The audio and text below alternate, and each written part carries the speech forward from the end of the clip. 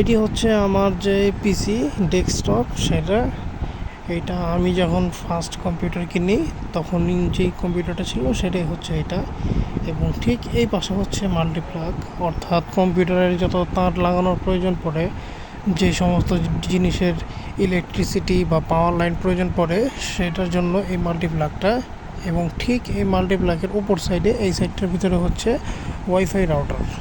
So এই যে একটা কানেকশন, এই যে তিনটা জিনিসের কানেকশন, অনেকে যারা নতুন নতুন কম্পিউটার কিনছেন বা নতুন নতুন ডেস্কটপ কিনছেন, বিভিন্ন কাজে হতে পারে, আপনার কাজের জন্য হতে পারে, আপনার গেমিংয়ের জন্য হতে পারে, এন্টারটেনমেন্টের জন্য হতে পারে, আপনার প্রয়োজনের জন্য হতে পারে, অফিসের কাজের জন্য হতে পারে, পার্সোনাল কাজের জন্য হতে পারে, যে কোনো জিনিসের জন্য হতে পারে।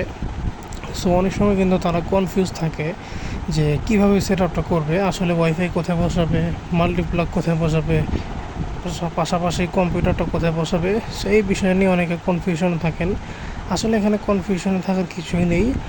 আপনি জাস্ট যখন কিনবেন তখন জাস্ট কিনে আপনি আপনার নিজের মতো করে বসিয়ে দেবেন, একভাবে বসিয়ে দিলেই দেখবেন সব কিছু সেট আপ হয়ে যাবে। আমি যখন নতুন কিনেছিলাম, কেনার আগ দিয়ে আমি অনেক কনফিউজ ছিলাম যে কীভাবে বসাবো, আমি কখনো আগে কিনি নেই। সো যখন কিনে আনলাম এবং বসিয়ে দিলাম তখন দেখলাম ঠিকই বসে গেছে।